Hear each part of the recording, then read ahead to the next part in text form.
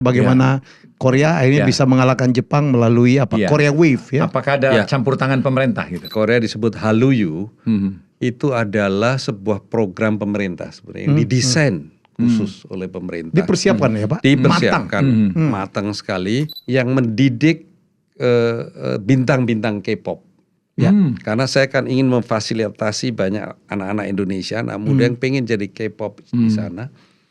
Itu latihannya lebih berat daripada olahragawan. Jadi yang ingin saya tekankan itu artinya bahwa itu tidak tumbuh secara organik, tidak ya? No. Tidak dibentuk ya? Itu. Dibentuk.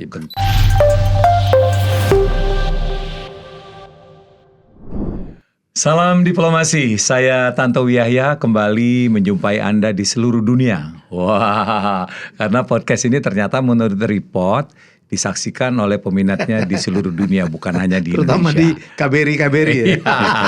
Dan saya bersama saudara kandung saya dari kecil, Helmi Yahya.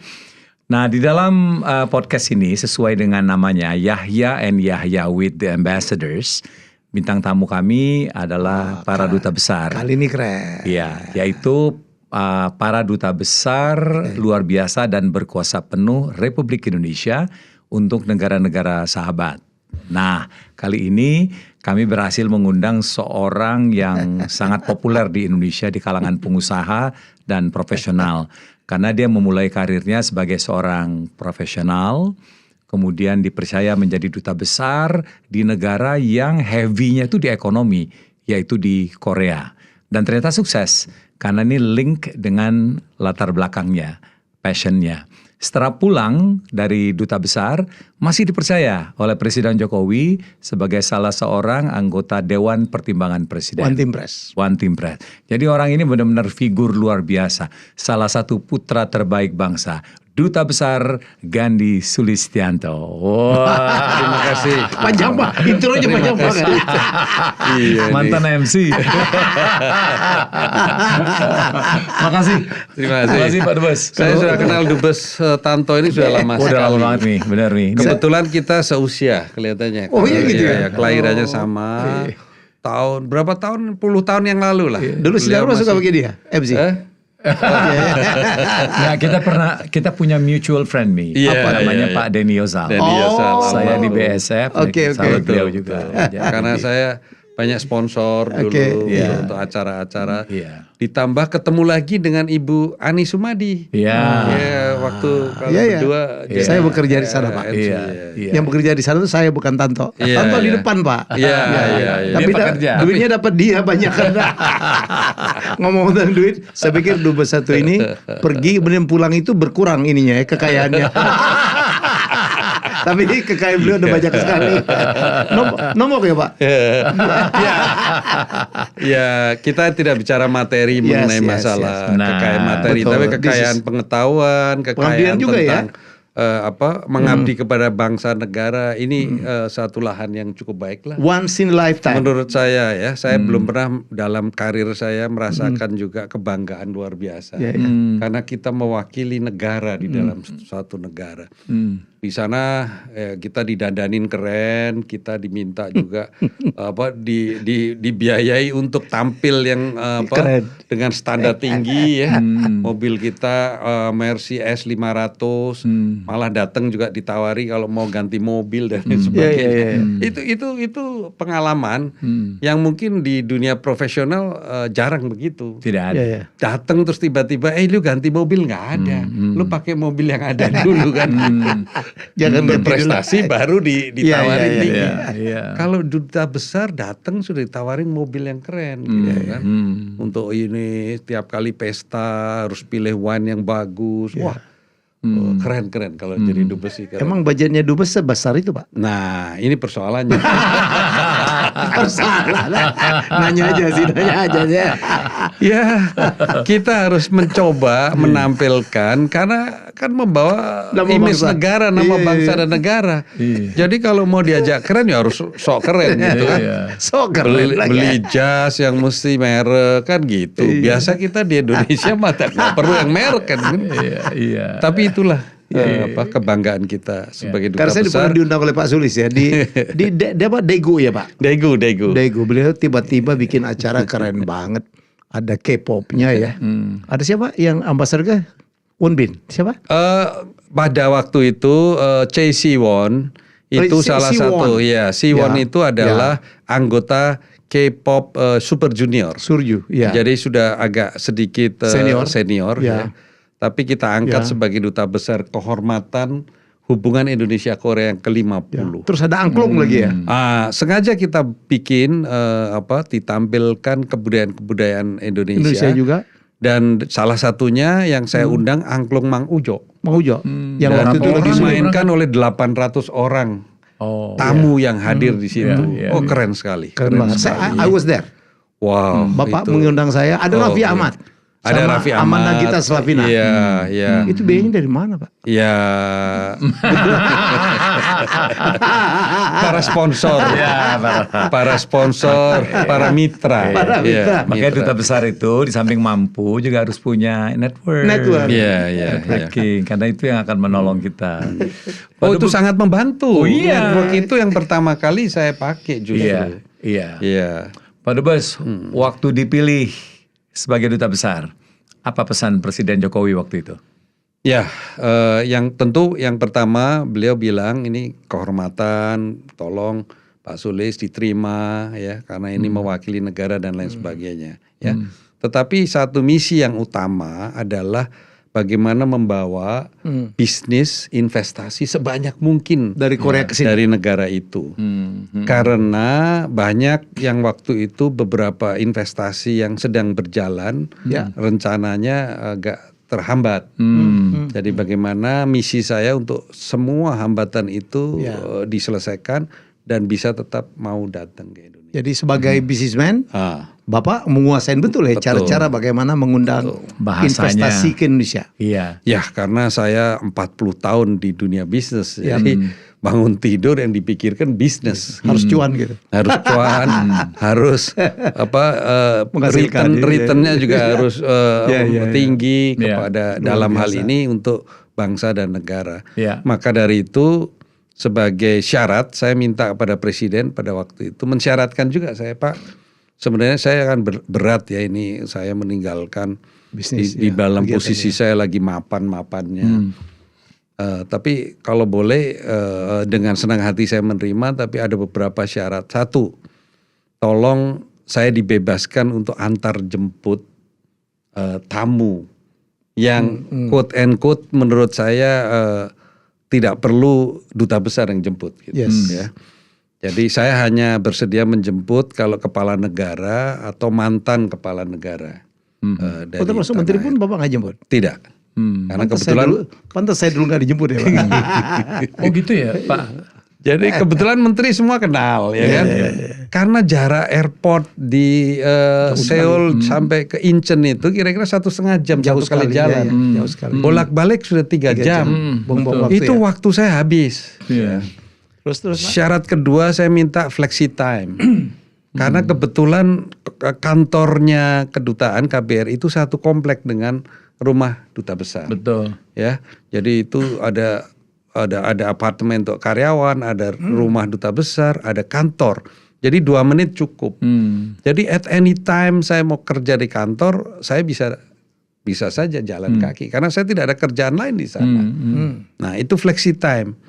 Izinkan saya bermain golf. Tidak harus pada saat weekend. Ya. Kalau perlu weekday juga boleh. Nah, syarat-syarat itu dipenuhi oleh Presiden, oleh termasuk maksud saya Menteri Luar Negerinya Ibu Retno waktu itu, ya silahkan gitu. Itulah kira-kira syarat di mana saya supaya bisa optimum dalam saya melaksanakan tugas. Yang syarat ketiga itu kan apa? Di golf itu Bapak pakai untuk lobby juga? Untuk lobby, tentu golf inilah banyak yang saya putuskan dengan para chaebol, para chairman, pemilik pengusaha besar itu disebutnya chaebol di sana. Itu di lapangan golf justru, di lapangan golf, di klinik klinik kecantikan ya, di pabrik-pabrik itu yang saya lakukan saya biasanya berkunjung kalau ada beberapa pengusaha ingin menghadap, justru saya balik, saya yang akan datang ke sana. Itu ya sebuah mentalitas bisnismen itu. Bisnismen. Iya, bukan birokrat. Bukan Kalau birokrat minta didatengin. Iya. Jadi kalau itu sekalian saya bisa mempelajari produknya ataupun juga mengetahui teknologinya. Dan sekaligus mengenal pribadi orang tersebut. Jadi penekanan dari Presiden waktu itu dan Ibu Menlu ekonomi ya Pak ya? Ekonomi. Iya, karena Korea itu ya karena memang negara partner investasi yang besar. Iya. Tapi jangan lupa Bung Tanto dan Bung Helmi, orang ditunjuk menjadi duta besar Korea, pertanyaan pertama secara umum selalu ditanya, Korea Utara atau Korea Selatan? Iya. Karena jangan lupa, sebetulnya kedutaan pertama Indonesia di Korea Utara, bukan justru Korea Selatan. Korea Selatan itu konjen dulu. Sekarang masih, dua-duanya masih. Jadi common question is, kalau Bapak ditawarin ke Korea Utara, mau nggak? Jujur, kebetulan tidak ditawari. Jadi Korea Selatan itu konjen dulu kan ya? Iya, dulu konjen. KBRI-nya di Pyongyang. Betul. Jadi itulah yang terjadi. Baru tahun 53 itu diresmikan menjadi kedutaan. Dan ketika Pak Dubes memulai kerja gitu ya, persis sama nggak yang dihadapi dengan apa yang dibayangkan gitu? Dalam konteks mendekati para cebol itu? Tentu saja ada yang sama atau ada yang tidak. Dalam artian begini, yang sama, yang ada di otak saya, ya saya bagaimana mengapproach seorang businessman. Seperti halnya yang saya lakukan di Indonesia, melakukan pendekatan-pendekatan, lobby-lobby kepada para pengusaha. Itu sama, ya caranya, kemudian dalam saya berinteraksi, dalam saya melakukan pendekatan sama.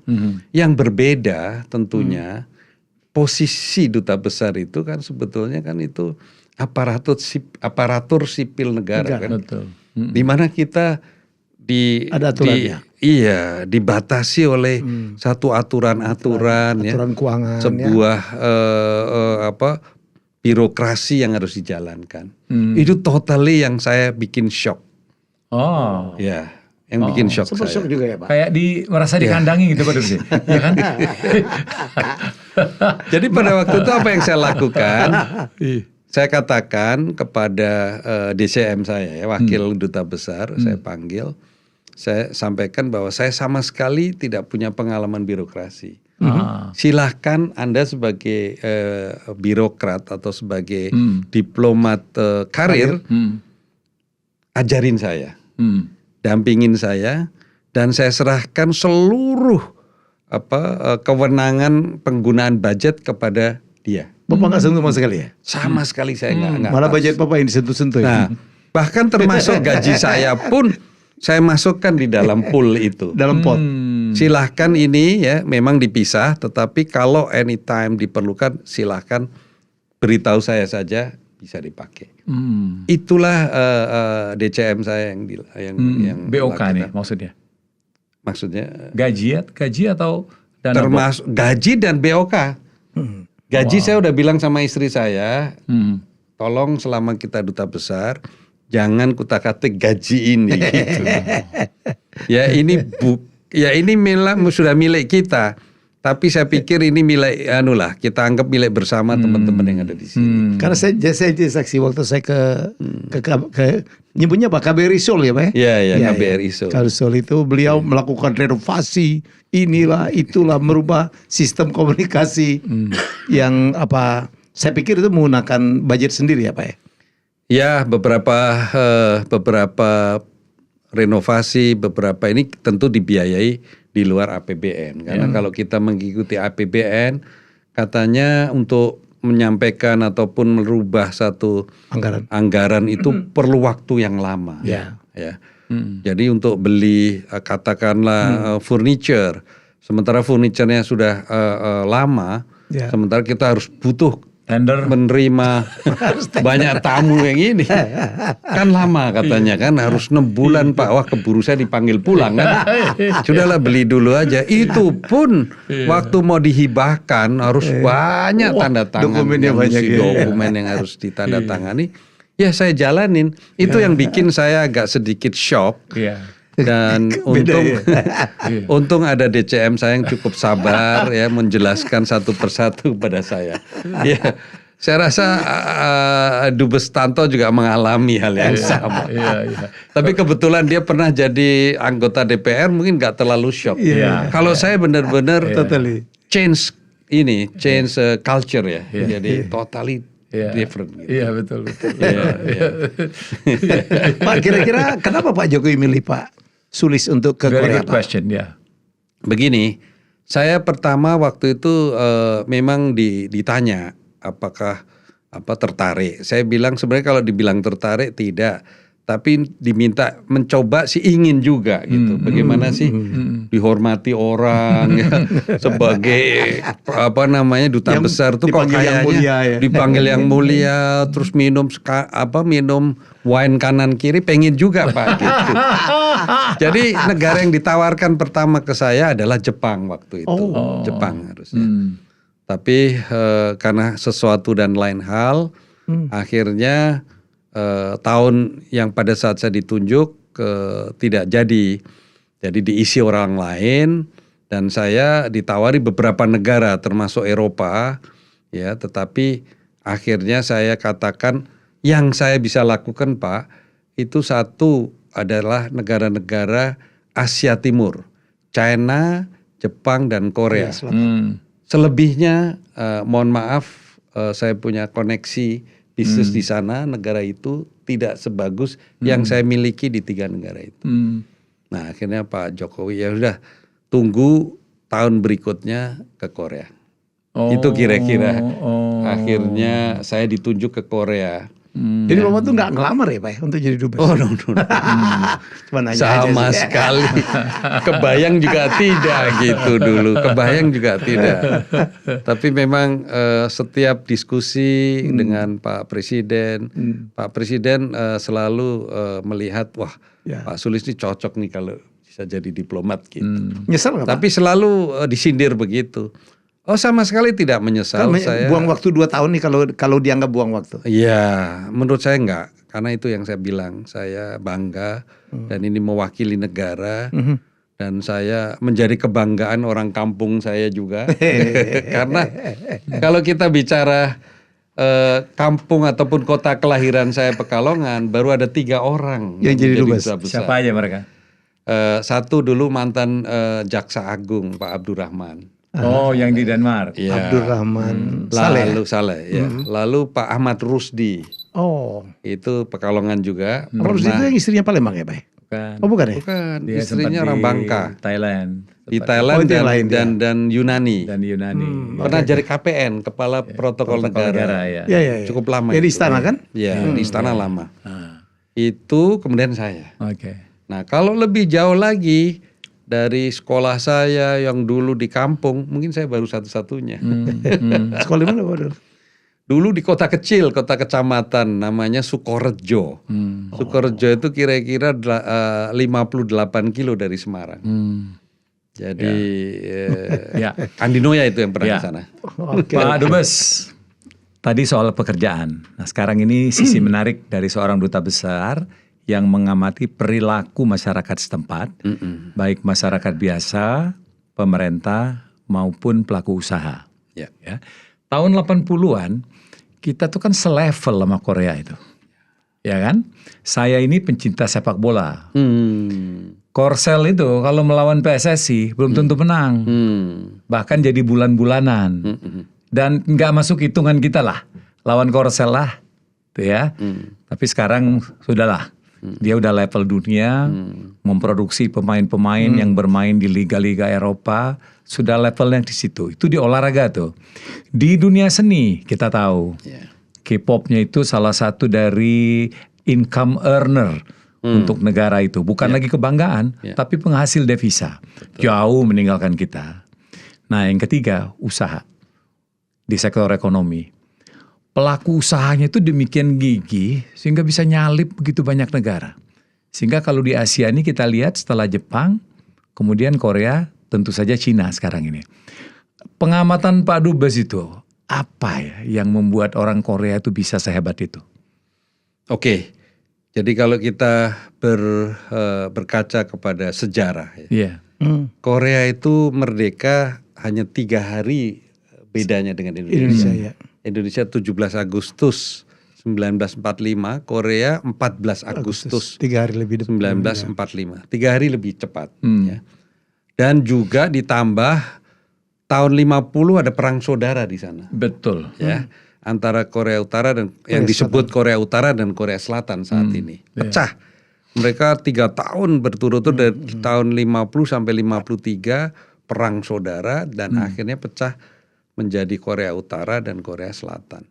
Sebetulnya perangnya itu belum selesai antara Korea Utara dan Korea Selatan.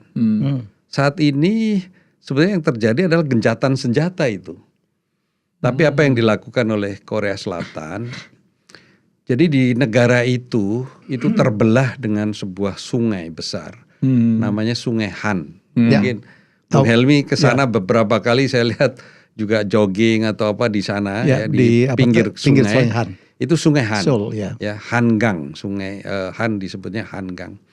Makanya saya minta salah satu penulis buku ya tentang rahasia kebangkitan ekonomi Korea itu dengan judul Keajaiban Sungai Han. Ya, karena kehidupan masyarakat Korea Selatan sebenarnya termasuk Korea Utara itu asal mulanya adalah dari Sungai Han tersebut. Karena itu lebarnya kira-kira 2 kilo ya, kemudian memanjang. Nah di sanalah mulainya kehidupan ekonomi dimulai. Hampir sama dengan Indonesia pada saat awal-awal itu dengan perdagangan misalnya, ya dengan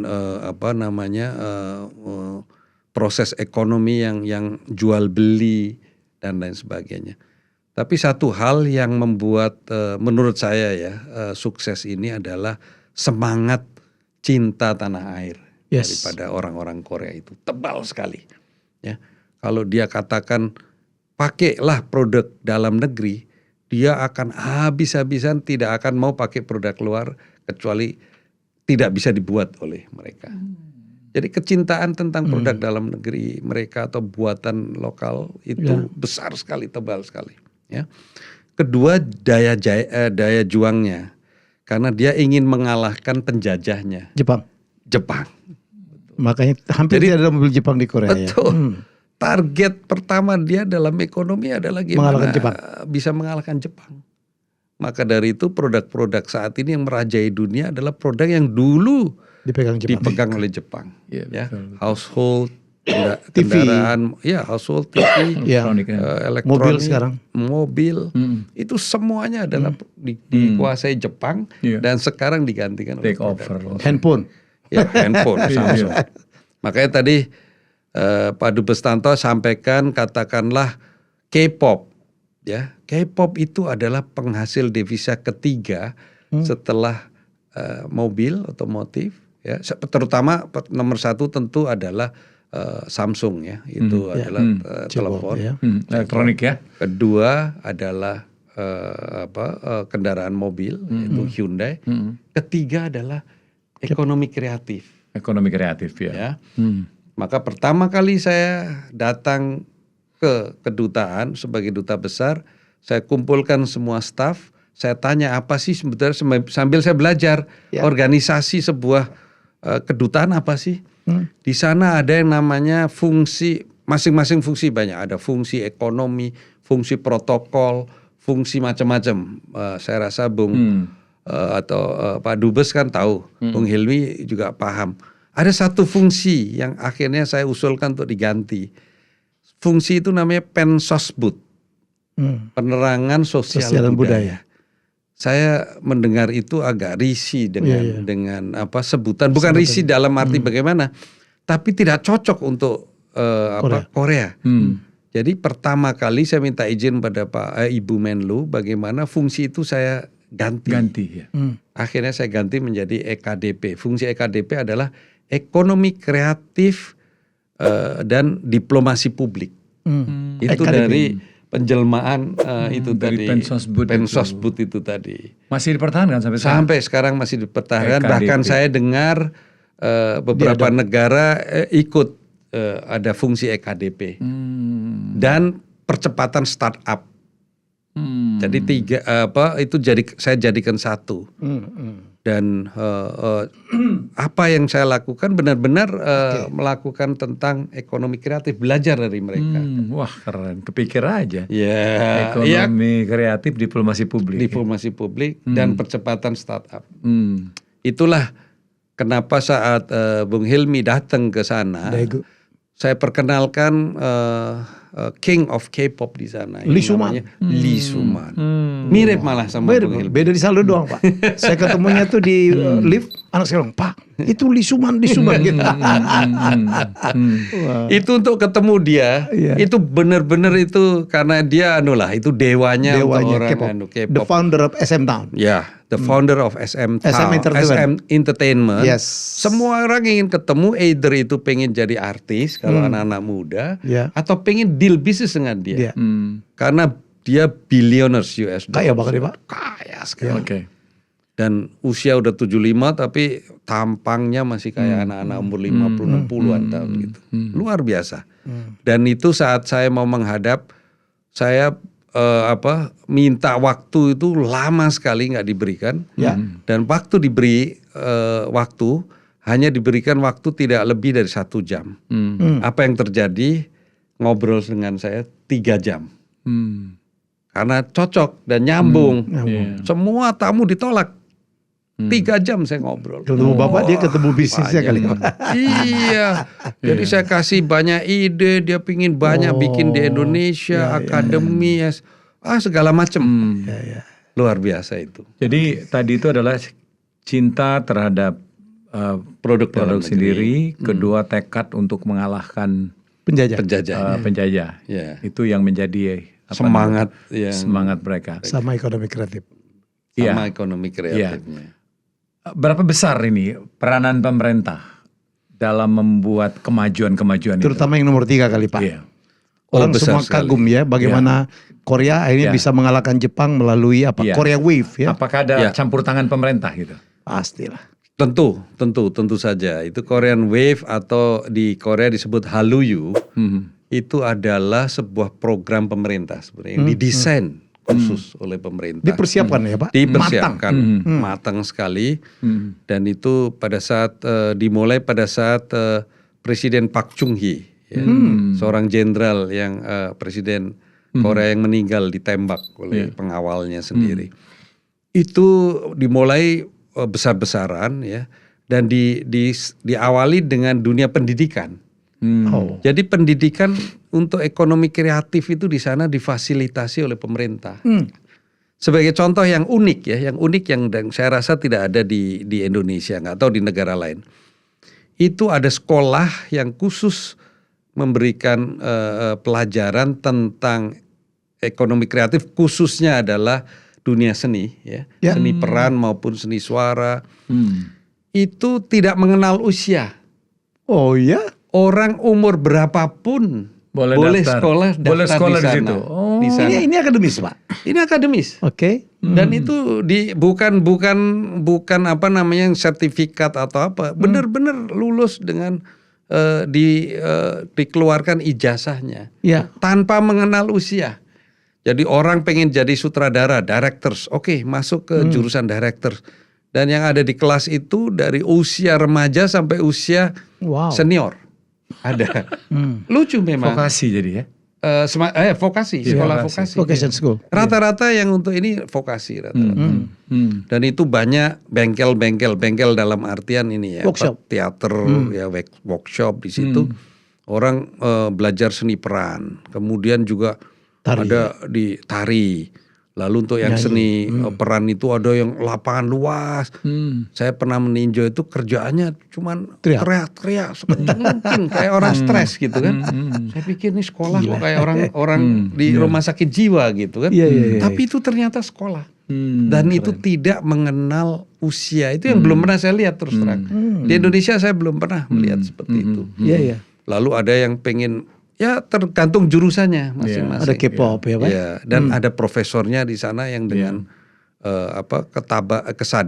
kesabaran yang luar biasa melatih itu semua. Dan satu hal ini yang ingin saya sampaikan juga. Saya pernah berkunjung ke sebuah sekolah yang mendidik bintang-bintang K-pop.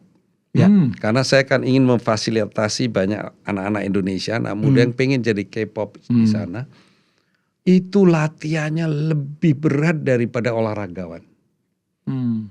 Dan kalau yang perempuan itu dijaga bener ininya, badannya ya. Bahkan sampai untuk makanannya pun bukan hanya dijaga, dibatasi. Ya, dan banyak yang stres ya Pak? Banyak. Ada yang bunuh diri malah ya. Saya pernah mendengar anak Indonesia ini kalau di sana itu tidak boleh makan lebih dari 2 kali ya. Sehari. Kalau lapar disuruh makan kapas. Iya. Untuk ganjal dia punya ini aja supaya tidak lapar. Ya. Masya Allah. Atau jelly atau kapas supaya badan dia tetap slim. Karena kalau bintang K-pop badannya gemuk, dia tidak bisa lincah kan. Nah, ini dan itu katanya pemerintah tuh invest ya Pak ya. Oh ya. Sampai jutaan dolar satu orang katanya. Betul. Untuk betul jadi sekali. Maka dari itu investornya bukan hanya pemerintah, kadang yang swasta pun kalau mendidik seseorang itu benar-benar dijagain. Ya. Dia selama itu handphone tidak boleh pegang sama sekali. Oh ya. Makanan pun dia harus tadi dibatasi. Bahkan kalau dia keluar pada saat tertentu itu dikawal oleh satu orang. Jadi saya kasihan sama anak Indonesia yang memang di sana. Kadang-kadang kan saya undang ya. Itu pun harus pengawalnya ikut. Kalau ini makan dia ikut makan juga. Yang ada grup K-pop yang ada anak Palembang siapa? Iya, siapa? Jayan. Ya. Anak Palembang kan ya? Anak Palembang betul. Apa nama bandnya Pak? K-pop itu? Lupa gitu ya. Kan perform waktu itu ya. Iya. Itu saya lupa juga itu. Tapi itu saya fasilitasi banyak yang seperti itu. Sehingga saya lupa itu memang. Iya.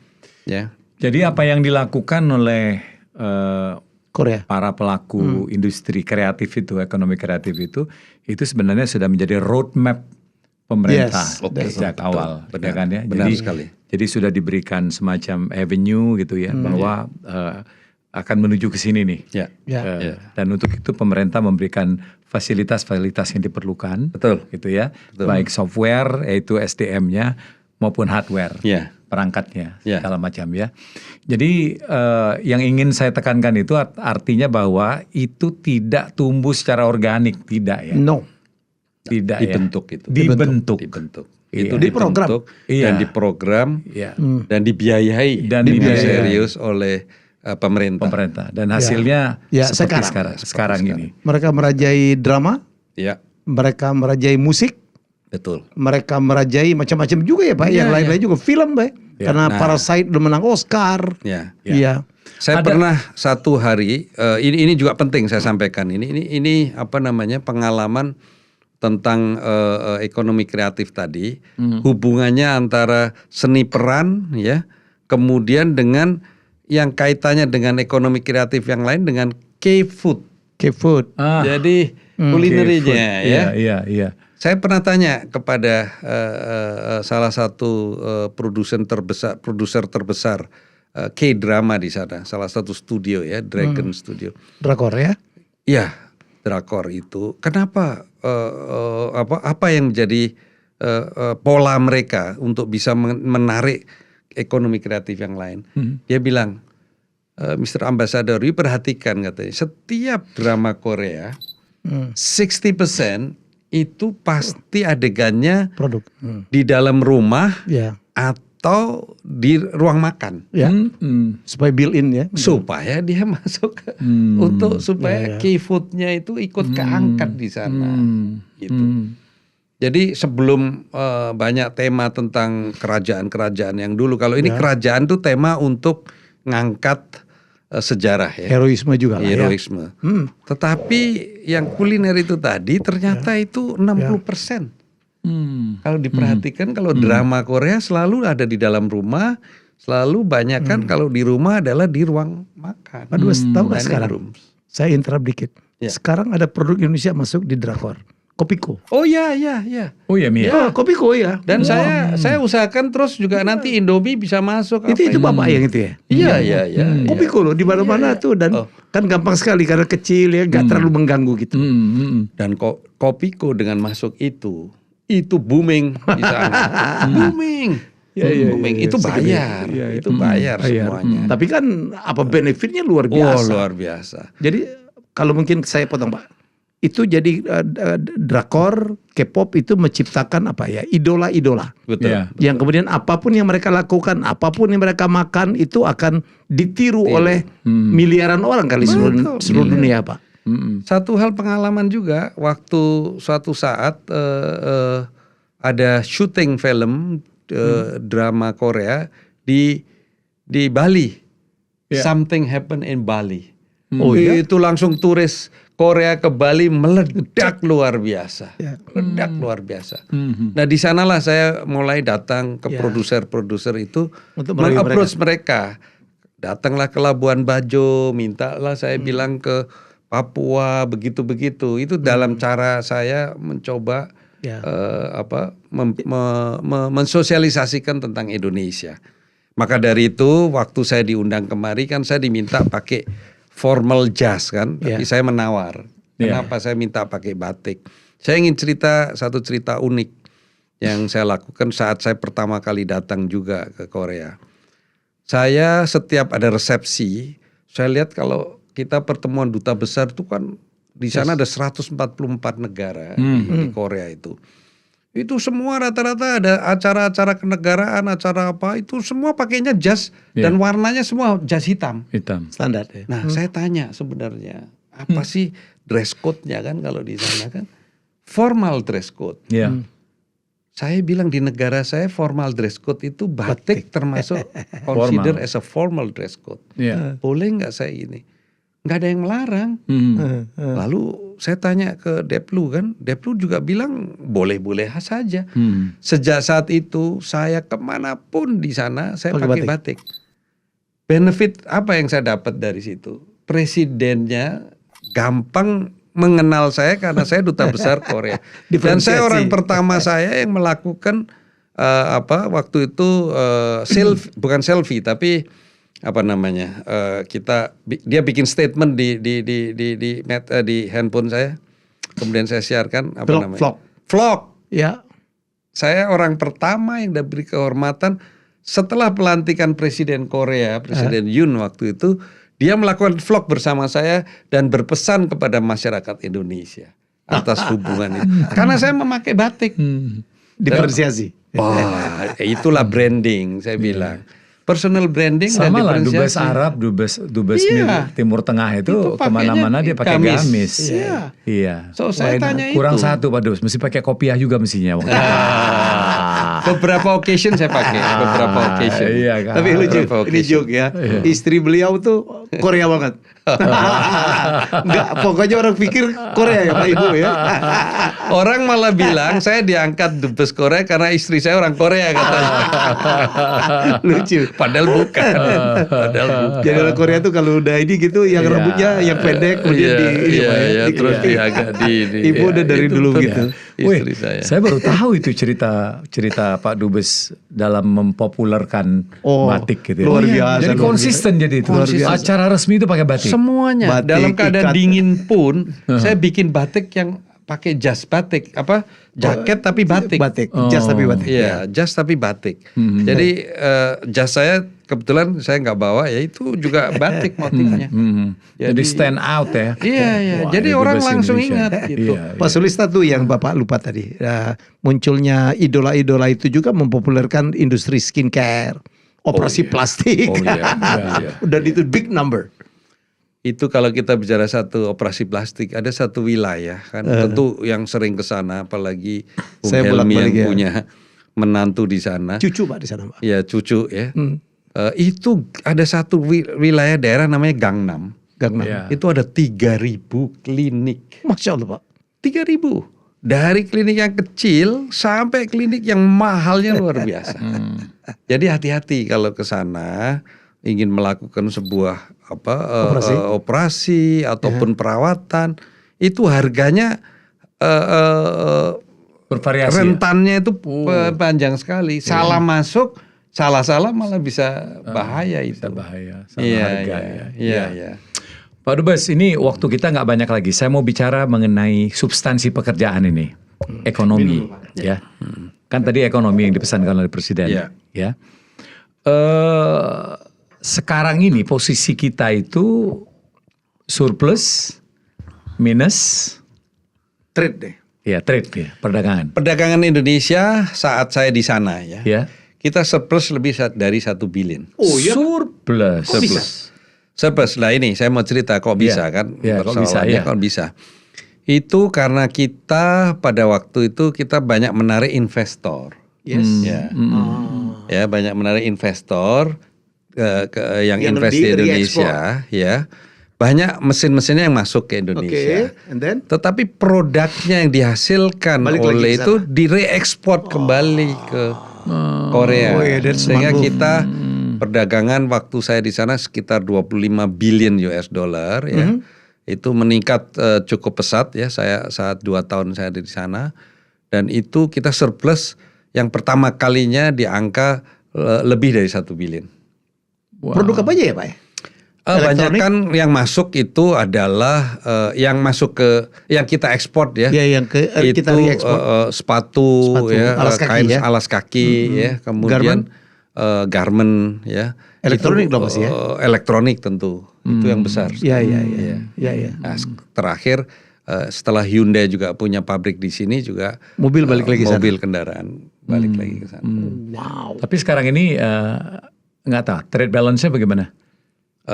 Yang terakhir saya tinggalkan kan tahun 2023 itu masih surplus. Iya baru masih surplus. Surplus. Dan arus investasi masih bagus ke Indonesia ya Pak? Masih cukup bagus ya. Jadi banyak sekarang yang high tech juga masuk ke Indonesia. Waktu itu yang saya belum sempat dan belum berhasil sedang merayu untuk industri semiconductor misalnya bisa masuk ke Indonesia. Ya. Dengan segala alasan. Unggul juga Korea ya Pak? Ya itu unggul sekali. Kalau itu bisa, perusahaan sekarang yang terbesar di sana SK namanya. SK. Dulu perusahaan chemical, sekarang itu main di semiconductor.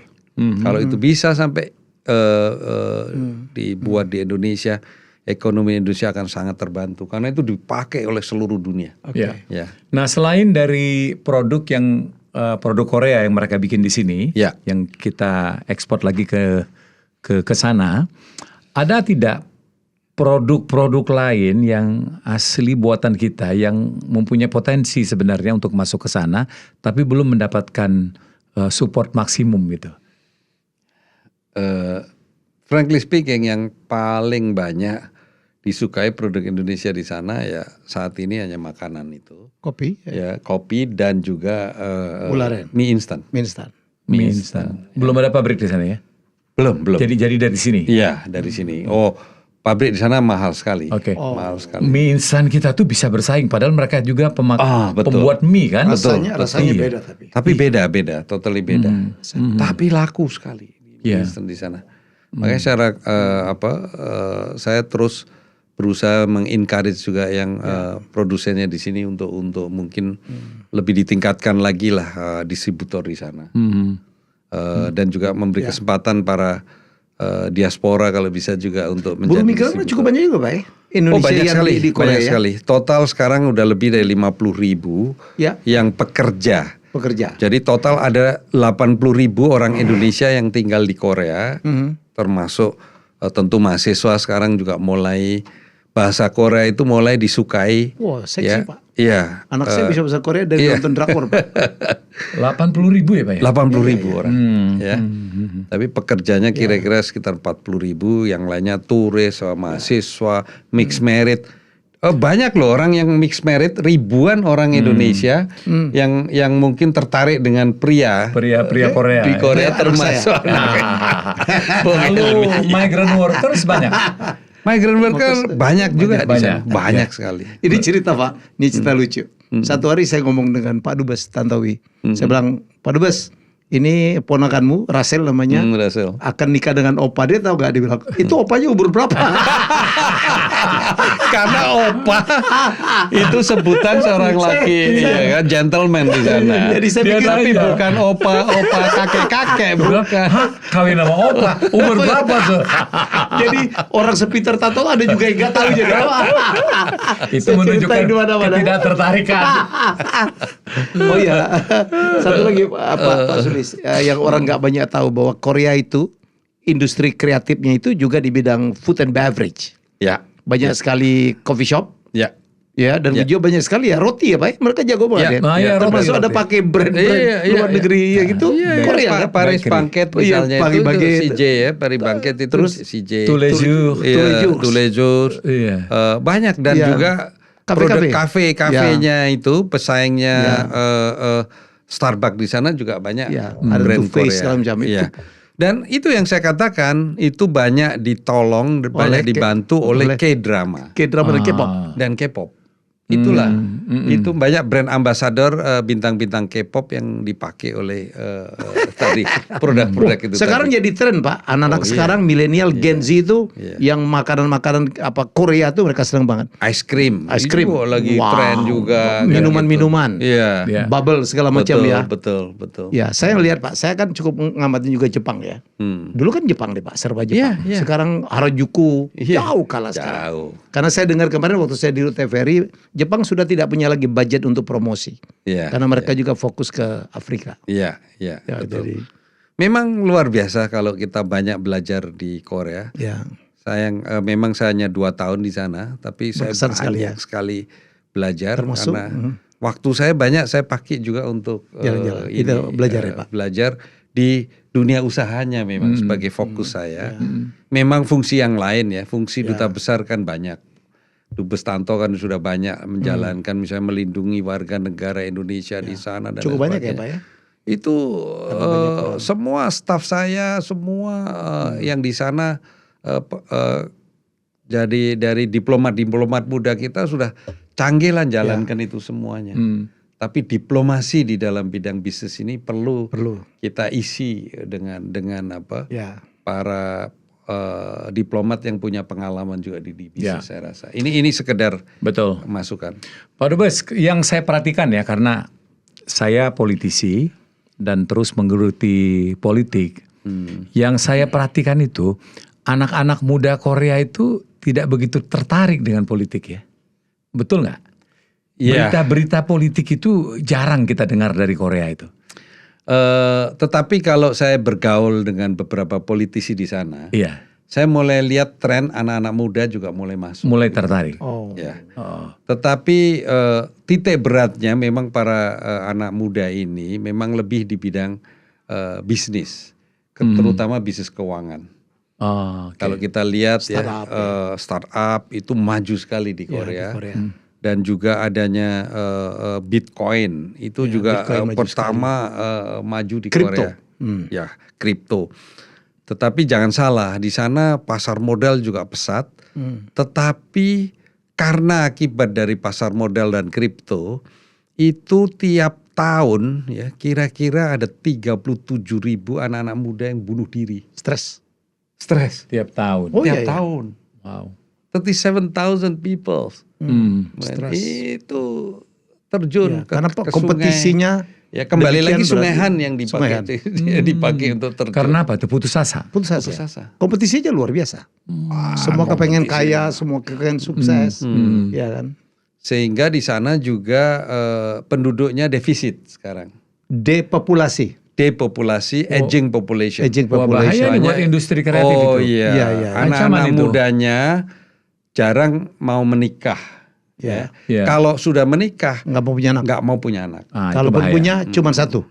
Kayak menantu saya Pak. Saya gitu. Tambah nggak mau. Dan pemerintah Korea memberikan subsidi Pak. Kayak cucu saya itu dikasih uang bulanan. Itu lebih tinggi dari UMR Indonesia. Saya ingat sekali. Ada staf saya baru istrinya hamil 6 bulan sudah dikasih senilai 15 juta rupiah per bulan. Coba bayangkan, baru hamil padahal bukan warga negara hanya permanent residence kan, atau temporary residence malah. Tapi sudah termasuk itu dikasih. Mulai lebih hebat lagi Pak, menantu saya, anak saya, menikah itu dikasih boleh minjam uang. 2 miliar tanpa bunga. Kalau punya anak 2 katanya nggak perlu dikembaliin tuh. Sedemikian karena mereka untuk insentif supaya penduduknya tambah. Karena defisit sudah. Sekarang makin lama makin turun, penduduk di sana sudah sekitar 51 juta orang ya. Dan aging. Dan aging population, banyak orang tuanya yang tidak produktif lagi yang tidak produktif lagi. Maka di sana kenapa saya juga mengusahakan ekspor tenaga kerja untuk penjaga toko. Karena rata-rata penjaga toko di sana, SPG lah istilahnya ya, Sales Promotion Girl itu orang tua-tua yang kurang menarik. Jadi atau pemilik tokonya sendiri yang sudah usianya, anak mudanya berkurang ya. Anak mudanya sangat berkurang. Nah, ini satu peluang ini peluang menarik ini gitu. Peluang besar. Tapi tren itu bukan hanya terjadi di Korea ya. Pertama-tama itu kan di Jepang ya. Juga. Kemudian sekarang Korea, terus Singapura. Cina bahkan. Ya, Cina juga. Dengan one child policy. Jadi kekhawatiran mereka itu adalah takut ya, mereka tidak bisa gitu loh. Tidak bisa menopang keluarga. Betul. Jadi ada kekhawatiran ya, bahwa menikah itu itu memerlukan biaya besar. Dan kedua punya anak itu memerlukan biaya besar untuk pendidikan dan seterusnya. Tapi apakah itu karena sebenarnya, mohon maaf kita agak menyimpang ini, terjadi dekadensi kepercayaan terhadap Tuhan. Karena kalau kita beragama itu kan rahasia Tuhan itu. Iya kan? Pasti ada rezeki kan gitu ya. Yang harus dicari. Kan banyak anak, banyak rezeki yang harus dicari. Yang harus dicari. Itu kadang-kadang gak ditulis di belakang. Nah, kalau kehidupan religi itu bagaimana itu di sana itu Pak Dubes? Jadi begini, saya lihat juga, saya mengamatin dan juga saya banyak wawancara kepada orang-orang Korea di sana ya, tentang masalah religius ini. Ya. Saat ini Korea itu yang dulunya dikenal itu kan hampir sebagian besar itu kan tidak memiliki agama. Agnostik. Ya. Jadi di sana itu wajar orang ditanya apa agamamu, dia jawabnya saya tidak punya agama. Saya yang nggak punya agama. Agnostik. Agnostik. Ateis. Ateis nggak percaya Tuhan Pak. Ini karena dia percaya Tuhan tapi nggak punya agama. Nah, dia bilang ateis. Jadi buat kita di sini kan jawaban ateis itu agak bahaya sekali kan. Di sana normal. What is your religion? I'm atheist. I'm atheist. I don't believe with the God. Katanya kan. Nah, kaget saya. Pertama saya agak shock itu. Tapi setelah saya bicara juga dengan gereja terbesar di sana kan, ada satu gereja Kristen yang besar sekali itu, Choyonggi. Itu gerejanya aja di area 3 hektar. Saya tanya, menurut mereka sekarang itu sudah banyak berubah, ya. Christianity di sana berkembang pesat sekali. Pesat sekali, sehingga juga sangat liberal untuk malah pertumbuhannya itu. Bahkan aliran gereja juga macam-macam di sana. Aliran gereja. Jadi memang saat ini kalau mereka ngeklaimnya Christianity itu nomor 1. Justru bukan Buddhism atau Taoism, tapi justru Christian sekarang. Christian and Catholic itu menjadi sebuah agama yang dominan di sana. Baru diikuti agama-agama. Menurut survei negara penghasil misionaris terbesar itu Korea Pak Dubes. Termasuk bapaknya Bung Korea. Di sini ada Bung Korea yang Bapak undang juga. Bapaknya adalah misionaris di Bogor.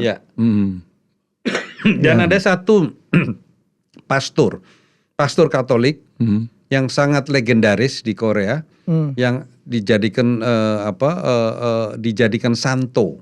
Santo itu kalau di dalam agama Korea itu levelnya itu murid Yesus kan, ya santo. Itu namanya Kim Tae-gon. Ya, dulu dia terbunuh karena dia menyebarkan agama Katolik di Korea. Dan ada satu gerejanya di sini di Kelapa Gading, namanya gereja Andreas Kim Tae-gon. Dan itu legenda sekali itu di Korea. nama itu, dan kuburannya sekarang juga masih dipelihara dengan baik. Itu kira-kira udah lama sekali dia. Jadi sekarang ini sudah terjadi kemajuan lah ya dari ateis. Ya. Meski begitu ya, tetap banyak ateis, tetap banyak agnostik. Dari ateis ke agnostik nih. Tapi apa? Mereka lebih religius daripada yang punya agama ya Pak ya. Oh ya. Karena hampir nggak ada crime rate. Handphone tinggal di kafe tidak hilang. Korupsi boleh dikatakan hampir tidak ada juga ya Pak. Kecuali ada kasus-kasus besar ya. Oh, korupsi ada. Ya ada ya, korupsi tapi kan nggak semasif di sini Pak. Iya tentu saja kalau dibandingkan ini ya. Tapi korupsi di sana ada. Dan korupsinya besar-besaran. Mega juga ya korupsinya. Tetapi kalau soal keamanan itu masalah teknologi, Bung Hilmi. Saya tanya juga, kenapa di sana jarang ada polisi, tapi jarang ada kejahatan? Dia bilang karena kamera CCTV di mana-mana ada, dan itu semua dengan data. Kamera CCTV-nya itu bukan sekedar kamera. Tetapi setiap ada kejahatan langsung bisa di-capture. Teridentified. Langsung bisa ketahuan orangnya itu sesuai dengan identitasnya orang tersebut. Jadi gampang sekali kepegang. Satu handphone ketinggalan di kafe di taksi misalnya. Taksi, ya. Langsung dia inget taksinya siapa, langsung dia tahu supirnya mana, langsung balik lagi tidak lama. Saya ngalamin loh Pak Dubes Tantowi tahu. Saya tuh tempat ketinggalan tas Pak. Oh iya. Tas branded gitu di satu bis, balik loh Pak. Iya maka itu karena teknologi kalau itu satu. Kedua, di sana jiwa sosial penolongnya itu besar sekali. Ya, kalau kita lihat ada kemacetan karena lalu lintas kecelakaan misalnya, itu bukan polisi yang datang menolong itu ya pakai pakaian seperti polisi, itu bukan polisi, itu adalah supir taksi, yang sudah yang ikut yang sedang menyetir taksi gitu. Kalau lihat ada begitu dia langsung turun, kemudian ngatur lalu lintas, ya bantu, dia pakai rompi yang sudah disiapkan di sana. Dan ternyata itu diorganize oleh kepolisian di sana. Setiap supir taksi yang mau membantu itu dan mendaftarkan, dia akan diberi semacam sertifikat ataupun bintang. Bintang bahwa dia berlaku sebagai polisi. Dan itu luar biasa. Sering saya saksikan gitu ya. Saya pikir kok polisi tapi kok tua-tua ya, usianya udah sekitar 50 udah relawan ya mereka ya. Relawan. Jadi dengan ke jiwa sosialnya itu dia turun langsung dia lakukan mengatur lalu lintas, menolong yang sakit atau apa. Itu luar biasa itu. Dan itu tidak perlu biaya dari negara. Banyak banget kita bisa pelajari di Korea Pak. Terakhir ini Pak Dubes, apa prediksi Pak Dubes mengenai Korea ke depan ini? Saya pikir Korea akan menjadi negara besar ya. Saat ini dia sudah menjadi investor nomor 5 mungkin di Indonesia ya. Dan suatu saat dia akan bisa nguasain juga yang produk-produk yang sifatnya high tech. Karena Korea ini juga sangat aware tentang masalah-masalah teknologi. Ya, jadi otaknya juga pinter-pinter juga orang di sana. Pendidikan juga luar biasa difasilitasi. Universitas-universitas Korea yang ternama juga udah masuk di jenjang top 30 di dunia. Ya.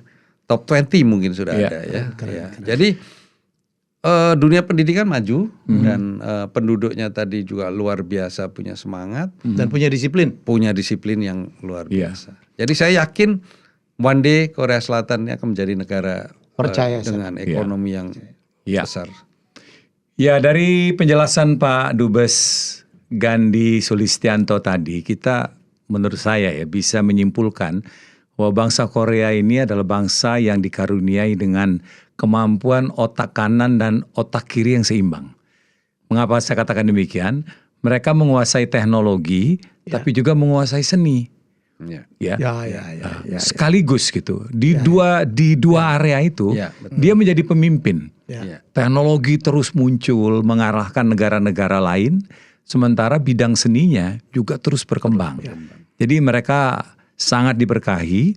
Dan ini harus menjadi inspirasi bagi Indonesia, karena Indonesia juga bisa, ya. Apalagi kalau pemerintah mempunyai roadmap yang jelas untuk mendukung itu. Jadi roadmapnya itu jalan tol itu dibikin dulu sebagai infrastruktur, baru SDM-nya itu nanti akan datang dan berkembang. Betul sekali. Terima kasih Pak Dubes untuk waktunya, kurang lebih ini kurang nih 1 jam ini.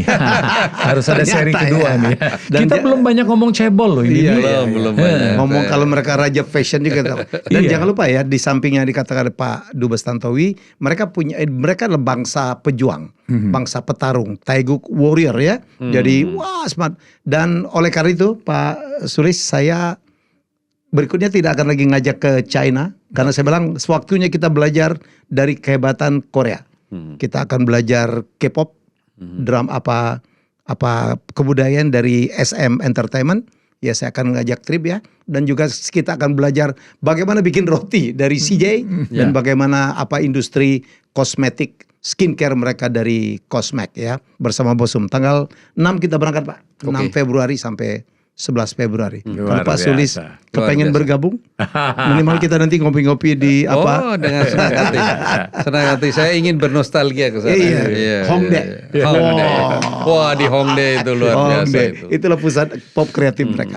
Baik. Thank you Bapak. Teman-teman sekalian, demikian kebersamaan kita di Yahya and Yahya with the Ambassadors dengan Ambassador Gandhi Sulistianto. Kita bicara panjang lebar mengenai Korea Selatan dari berbagai aspek. Mudah-mudahan memberikan inspirasi bagi Anda dan semakin mencintai diplomasi. Helmi, ada yang mau disampaikan lagi? Cukup, terima kasih Pak Sulis. Waktunya saya tahu sibuk sekali. Tadi golf, nanti malam katanya mau main sama cucu atau apa gitu. Thank you for the time. Kita jumpa lagi di episode berikut dengan Dubes yang lain lagi. Salam diplomasi. Bye. Terima kasih.